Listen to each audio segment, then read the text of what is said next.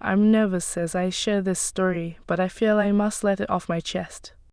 My name is Madison Carter. I'm 31 now, but 5 years ago, my life shattered in just a few minutes. 700 guests, a white dress, a love I thought was forever.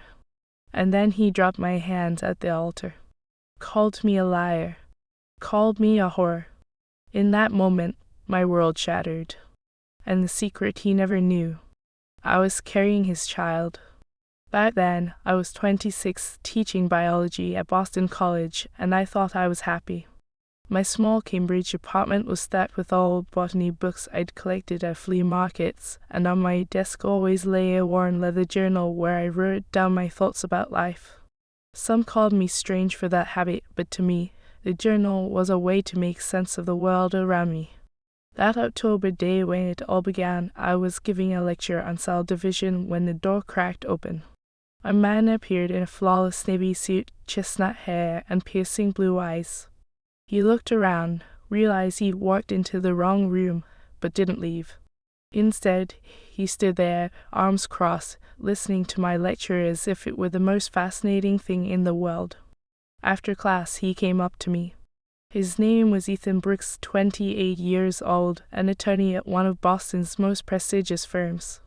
He apologized for interrupting, but admitted he was captivated by the way I explained complex things so simply. His voice carried a sincerity that made my heart race. He told me he jogged along Boston Harbor in the mornings to clear his head before work and collected vintage watches, each holding its own story. He was ambitious and successful, yet carried a boyish openness that drew me in. We started dating. At first, it was just quick coffees between my lectures and his court sessions. Ethan would show up in my office with 2 lattes, sit on the edge of my desk, and listen to me as if I were revealing the secrets of the universe. He said he had never met a woman who could talk about her work with such passion. Soon, our meetings became regular.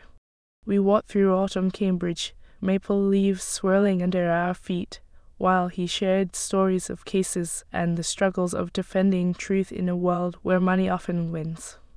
I could see how he wrestled with the contradictions of his profession, how much he wanted to be honest in a career that rarely rewarded honesty.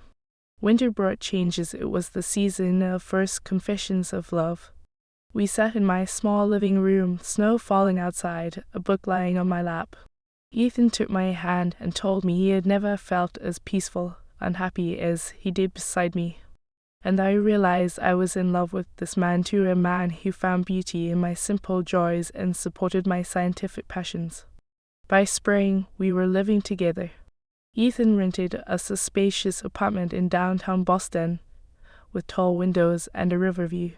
He insisted I have my own study where I could arrange my favorite things, my books, and, of course, my journal.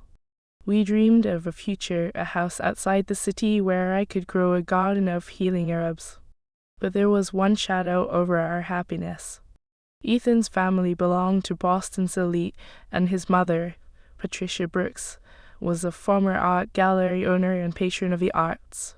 She was used to moving in circles where a name mattered more than money, and money mattered more than feelings. The first time Ethan brought me to his parents, I instantly knew Patricia didn't approve of me.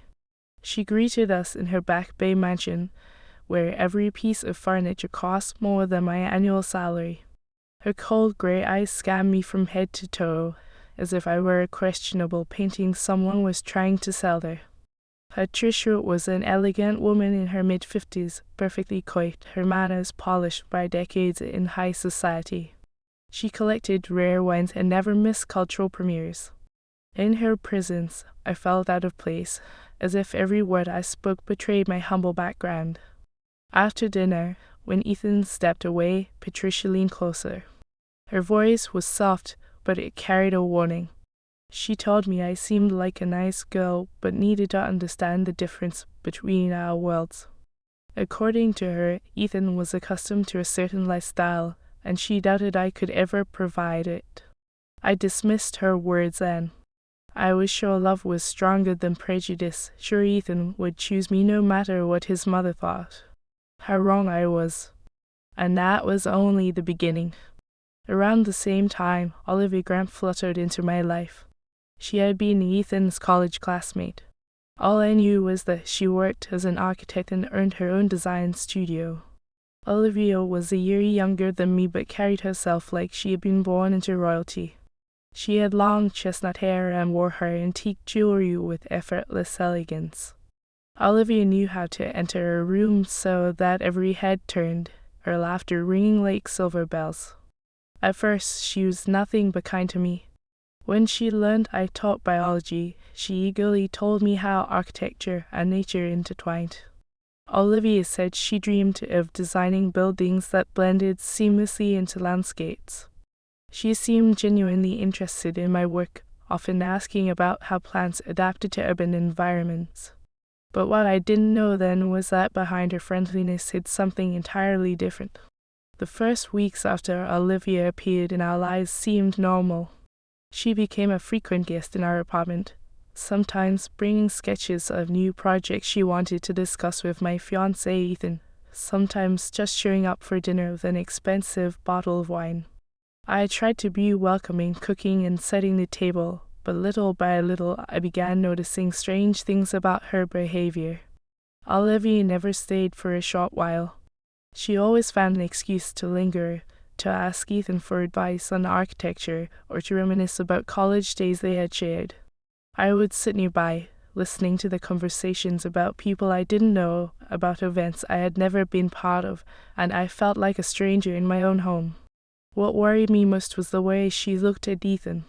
In her eyes was a warmth that went far beyond friendship. When Ethan spoke about his cases at the law firm, Olivia listened as if every word were a precious gem. She touched his hand when she laughed at his jokes, her fingers lingering just a moment too long. I tried talking to Ethan about it, but he only smiled and told me I was overreacting. According to him, Olivia had always been emotional and open, and I just wasn't used to her style of communication. My fiancé insisted that there had never been anything romantic between them, that they had always been just friends. I wanted to believe him, but inside me grew a gnawing unease I couldn't ignore. Meanwhile, life went on. Ethan proposed to me one warm May evening as we walked through the park. He dropped to one knee right by the lake, pulled out a diamond ring that sparkled in the setting sun, and spoke the words I had dreamed of hearing all my life. I cried with happiness as he slipped the ring on my finger. The world suddenly seemed brighter, more beautiful. We began planning the wedding. My fiancé wanted a grand ceremony worthy of his family's status. His mother, Patricia, insisted on hosting the celebration at one of Boston's most prestigious hotels with live music, exquisite food, and a guest list of 700 people. It all felt far too grand for me, but I didn't want to disappoint my future family. Wedding preparations turned into a marathon. Every weekend, Patricia and I picked flowers, tasted dishes, and discussed decor. She was particular about every little detail, and I understood that for her this wedding wasn't just about love, it was a way to showcase the Brooks family's social standing. Sometimes I caught myself feeling less like a bride and more like a background actor in the spectacle she was directing. It was during this time that everything changed. I noticed my cycle was already 2 weeks late. At first, I blamed it on stress from wedding planning, but when a month passed, I finally bought a pregnancy test. I remember that moment vividly. I stood in our bathroom, holding the stick in my trembling hands, staring at the 2 bright pink lines. My heart pounded so hard I was sure Ethan could hear it from the living room. I was pregnant. Inside me, a new life was growing our child. My first reaction was joy. I pressed my hands to my still flat belly and whispered a greeting to the baby. Then came the worry. Ethan and I had never really talked seriously about children. We had spoken vaguely about the future, about a house and a family, but that had always seemed far away. Now the future was here, living inside me. I decided not to tell Ethan right away. I wanted it to be special, to share the news during our wedding. I pictured myself leaning in during our first dance, whispering in his ear, watching his face light up as he hugged me tighter and told me we'd be the best parents in the world. That thought warmed me every single day. But hiding a pregnancy turned out to be harder than I thought. Morning sickness hit me every day. I woke with a heavy stomach and barely made it to the bathroom in time. Ethan thought I had caught some kind of virus and sweetly brought me tea with honey and lemon. I smiled and told him I'd be fine soon, secretly counting down the days until the wedding. Smells became unbearable. The scent of coffee, which once energized me, now made me nauseous. I switched to herbal teas and avoided the kitchen when Ethan cooked breakfast. My body was changing every day, and I observed it with awe, writing my feelings in my journal. It was during this time that Olivia became even more attentive. She noticed my tired look, offered to help with wedding tasks, brought me vitamins, and insisted I see a doctor. Her care seemed genuine, but something about it unsettled me. Maybe it was a woman's intuition, maybe just pregnancy hormones sharpening my suspicions. Olivia now stayed late into the evenings at our apartment, supposedly helping us with wedding plans. She sat beside Ethan at the table, their heads bent close over guest lists and menus. Ethan saw nothing strange, but I felt the closeness growing between them, and it made my skin crawl. One night, I woke thirsty and went to the kitchen for water. On the table lay Ethan's tablet, left open. On the screen was his chat with Olivia. I knew I shouldn't read it, but temptation won. And what I saw froze the blood in my veins. Olivia wrote about how she missed their college days, how they could talk for hours about anything. She thanked him for always being there, for supporting her in tough times, and then came the message that cut me open. Ethan, I need to tell you something. My feelings for you haven't changed since college. I know you're happy with Madison, but I can't stay silent anymore. Ethan hadn't replied to that message, but he also hadn't deleted it. I crept back into the bedroom, lay beside him, and stared at the ceiling all night, sleepless. My thoughts swirled. What did haven't changed since college mean? Had they been together? And more importantly, what did Ethan feel for her now? The following days passed in a fog. I tried to act normal, but every word Olivia said, every glance she gave Ethan, felt like confirmation of my worst fears.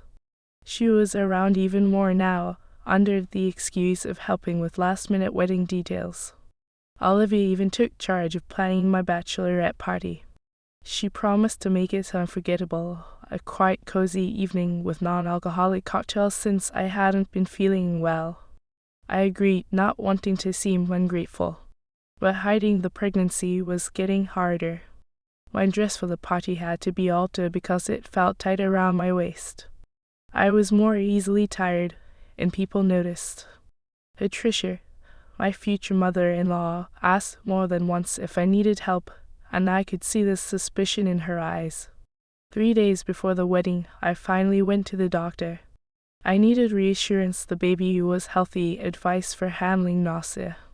The doctor confirmed the pregnancy was progressing normally. I was 7 weeks along. He prescribed vitamins and told me to avoid stress. If only he knew what kind of stress awaited me. That evening, when I returned home from the clinic, Olivia came over to discuss final details for the bachelorette party.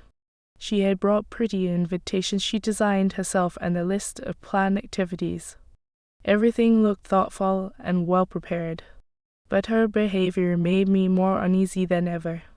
Olivia asked too many questions about how I was feeling, what medicines I was taking, and kept insisting on making me special cocktails to help me relax. I refused alcohol, citing my recent illness, but she kept persuading me, promising her recipe was harmless, even good for me. Meanwhile, wedding preparations reached their peak. Flowers ordered, musicians booked, menu finalized. My gown hung in the closet, a symbol of the life I thought I was about to begin. I touched the silk fabric, imagining walking down the aisle, carrying our child inside me. But deep inside, my intuition screamed that something was wrong. Olivia's behavior grew stranger each day. She asked where exactly we planned to spend our honeymoon, pressed for details about our upcoming months. When I said we hadn't decided everything yet, her eyes flashed with a predatory gleam. The night before the bachelorette party, I found a note in my journal, one I hadn't written. The handwriting wasn't mine, and the message made my heart race with fear. He will never be only yours. Some people don't deserve happiness. I read those words again and again, trying to understand who could have written them, how someone got into my private room. The thought that someone had entered our home, touched my belongings, made my skin crawl. There were no signs of forced entry, so it had to be someone who knew about our spare key or had a copy. The list of suspects was short, and Olivia was at the top, but I had no proof. Only suspicions and the instincts of a pregnant woman. Ethan would never believe me without evidence. So I decided to wait. Tomorrow was the bachelorette party, then the wedding, and after that we would see. Maybe I really was just paranoid, my hormones messing with me. And yet that night, my sleep was full of nightmares. I dreamed of shadows watching me, of my wedding turning into a theater performance where everyone knew their role except me. The next morning, I woke with a heavy sense of dread. Just hours remained before the bachelorette party, and something deep inside me screamed of danger. But I couldn't see where it was coming from or how to stop it. I didn't know then that this night would be the beginning of the end. The night of the bachelorette party began so innocently that I almost believed in Olivia's good intentions. She met me at the entrance of a stylish Boston club, looking flawless in a black dress that highlighted her slim figure. In her hands was a pretty basket of party gifts, her smile bright and warm, so convincing that my suspicions briefly faded. The club was elegant, with dim lighting, soft couches, and a polished marble bar. Olivia had reserved a private area that could fit about 10 people. I had invited friends from college and from my circle, and they all came, cheerful and kind, showering me with congratulations and compliments. For the first hour, everything seemed perfect. We laughed, reminisced about silly college days, flipped through wedding prep photos. Olivia was attentive, making sure everyone had drinks, acting genuinely happy for me. I started thinking maybe my paranoia really was just hormonal mood swings. But then she brought out special cocktails. Olivia said they were her own recipe, non-alcoholic, made with exotic fruits. They were a beautiful pink, garnished with fresh berries, looking completely harmless. All the girls drank regular cocktails, but mine, considering my recent illness, was something different she had prepared just for me. I thanked her for the thoughtfulness and took a sip. It was sweet, tropical, with a faint bitterness I dismissed as herbs. Olivia watched me closely as I drank, then insisted I try another version, even more soothing. Within 30 minutes, my perception began to shift. Sounds grew muffled, lights blurred softer. At first, I thought it was exhaustion after endless wedding preparations, but soon realized something was wrong. My arms felt heavy, my thoughts clouded. Olivia noticed and suggested we step out for air. She told the others I needed rest and that we'd be right back. I wanted to protest, to say I felt strange and wanted to go home, but the words wouldn't come out. Olivia slipped her arm through mine and guided me outside. The night air was cool, but it didn't clear my head. Instead, the world felt even less real.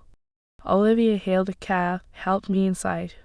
I tried to ask where we were going, but my voice sounded far away, muffled. She soothed me, saying she was taking me somewhere safe to rest. My memories after that came in fragments, like broken film reels. A hotel room. A soft bed with white sheets. Olivia helping me lie down, removing my shoes, tucking me in. Her voice low, reassuring but laced with something that made my skin crawl. She whispered that it was all necessary, that I would thank her someday. Then a man entered. I couldn't focus on his face, only that he was about my age, dark-haired, in an expensive suit. Olivia whispered something to him, and then I heard the click of a camera. Flashes. More flashes. The man lay down beside me, the shutters snapping over and over. I tried to resist, to get up, but my body wouldn't respond. The nightmare couldn't have lasted more than an hour, but it felt endless. The man left as suddenly as he came. Olivia fixed my hair, reapplied lipstick, her movements practiced, almost professional. She whispered again, something about how I should be grateful, how my life was about to change. By morning, whatever she had given me began to wear off, though my mind was still foggy. I woke up in my own bed, in the apartment I shared with Ethan. On the nightstand was a note from Olivia. Get some good rest before the big day. See you at the wedding. My head throbbed, my mouth tasted foul. I tried to piece together how I'd gotten home, but only broken images came to me. Ethan had already left for work, leaving me breakfast and a sweet note about how much he loved me and how he couldn't wait for tomorrow. Reading his words, my stomach knotted. Something terrible had happened last night, though I couldn't name it. I felt violated, used, though the details slipped away. The entire day before the wedding was a haze. Patricia, Ethan's mother, arrived early to help me get ready. She noticed how pale I looked and suggested calling a makeup artist. When I stood in front of the mirror in my gown, I barely recognized myself. The white silk dress fit perfectly, the veil floated like a cloud over my shoulders, the bouquet of white roses trembled in my hands. But my eyes reflected fear, not the joy they should have held. Patricia adjusted the folds of my dress, praising me as a beautiful bride. But in the mirror, I caught her expression. For a fleeting moment, I thought I saw satisfaction in her gaze, as if she knew something I didn't. The limousine carried me to the Grand Boston hotel Patricia had chosen. Marble columns, crystal chandeliers, a sea of 700 guests buzzing with anticipation. In the bridal room, I tried to calm my shaking hands. Then my mother entered. She hugged me, told me she was proud, told me this was the happiest day of my life. If only she knew the nightmare about to unfold. The music started. I walked down the aisle between rows of smiling faces, camera flashes, approving murmurs. At the altar, Ethan waited, radiant in his tuxedo, smiling so warmly that for a moment my fears faded. Maybe I had imagined everything. Maybe this day really would mark the beginning of a beautiful life together. The ceremony began with solemn words about love, fidelity, sacred vows. Ethan held my hands, his voice steady as he promised to love me forever. I believed every word. And then during the ring exchange, it happened. The officiant announced a special surprise from my friends. The lights dimmed. A large screen descended from the ceiling. At first, I didn't understand what I was seeing. A dimly lit room, a bed, and then in my own face. Me, in that helpless state from the night before, lying beside the stranger Olivia had brought into that hotel room. The camera angles made it appear intimate. The room erupted. Asps, whispers, yes turning, pointing. Women covering their faces, men shaking their heads. Ethan's parents sat frozen, their faces twisted with fury and disgust. I turned to Ethan, begging with my eyes for understanding, for defense. But what I saw instead was pure rage. His hands dropped mine. He stepped back as if I were contagious. Patricia rose from her seat, her voice ringing through the hall. I warned you, Ethan, this woman is not worthy of our family. Look at what she did the night before her own wedding. I tried to speak, to explain, to scream that I'd been set up. But my voice was drowned out by the uproar of 700 voices. Ethan looked at me as if seeing me for the first time with nothing but disgust. The officiant tried to restore order, but it was too late. Ethan turned to the crowd and declared, loud enough for all to hear, I cannot marry this woman, the ceremony is over. He tore the ring from his finger and flung it at my feet. A clink of metal against marble sounded like a gunshot. Chaos erupted. Guests stood, photographers snapped, voices rose. I stood frozen at the altar, clutching my roses, my world collapsing.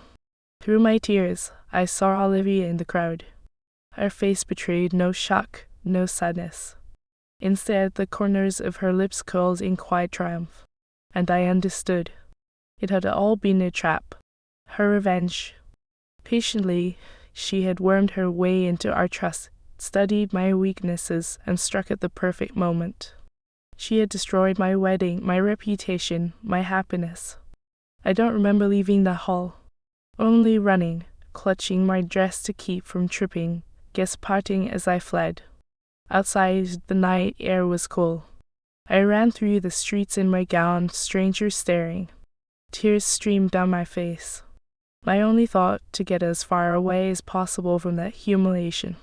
Eventually, I reached the park where Ethan had proposed months earlier. I collapsed onto a bench, sobbing harder than I ever had in my life. The pain in my chest felt sharp enough to tear me apart. And then I remembered.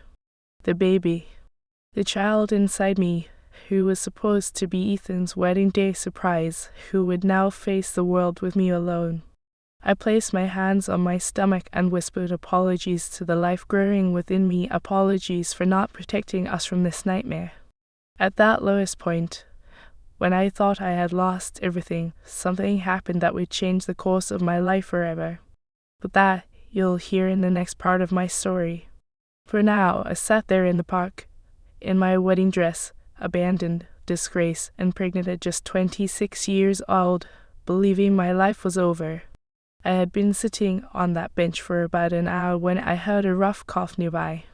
Turning my head, I saw an elderly man, maybe 70, walking along the path, clearly heading home after his stroll.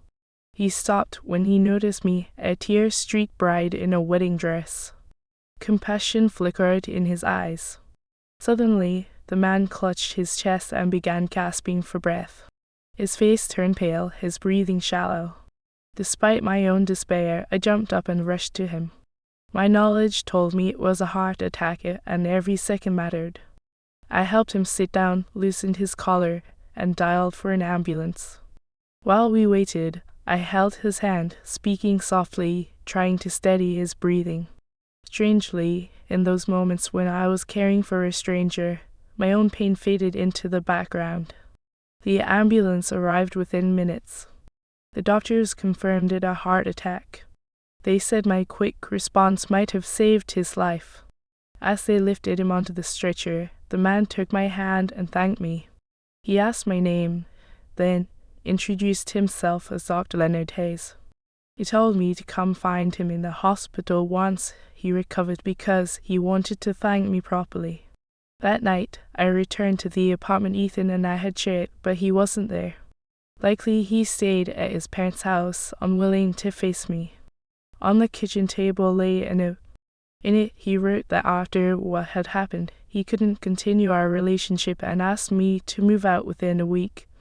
Even in a few lines, his coldness was clear. The man who had sworn eternal love just yesterday now treated me like an unwanted tenant. I sank to the floor of the living room and cried again. But this time, the tears weren't only bitter, they carried anger too. The next day, I went to the hospital to see Dr. Hayes, the man whose life I had saved. I found him in the cardiology ward, hooked up to enrollment 4 monitors. When he saw me, his face lit up with a smile. He was a retired professor who had spent decades teaching and researching at one of the country's top medical universities. When I told Dr. Hayes my story of the betrayal, the humiliation, the ruined reputation, he listened without interrupting or judging. Then he told me that saving his life, even when mine felt destroyed, revealed more about my character than any rumor or scandal ever could. He offered to help me and I accepted. A week later, I moved into a tiny studio in Boston's All District. The apartment was a far cry from the luxurious one I had shared with Ethan. I set up my books on the shelves, placed my desk by the window, and began journaling again, not about plans this time, but about my plans for the future. I had to change jobs, and surprisingly, Dr. Hayes offered me a position in his lab.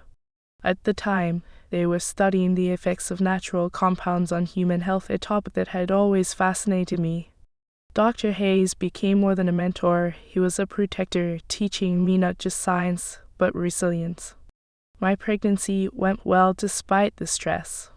I kept up with doctor visits, took vitamins, cared for myself and the baby.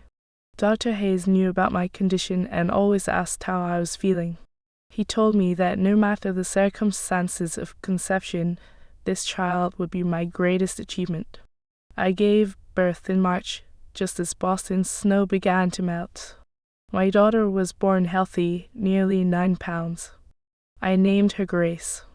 When I held her for the first time, I knew everything I had endured had led to this. She was my light. What amazed me was how Dr. Hayes, the man who had nearly died in front of me, became like a father to me and a true grandfather to Grace. He brought her gifts, and he brought me roses from his garden, rare varieties he had nurtured with care.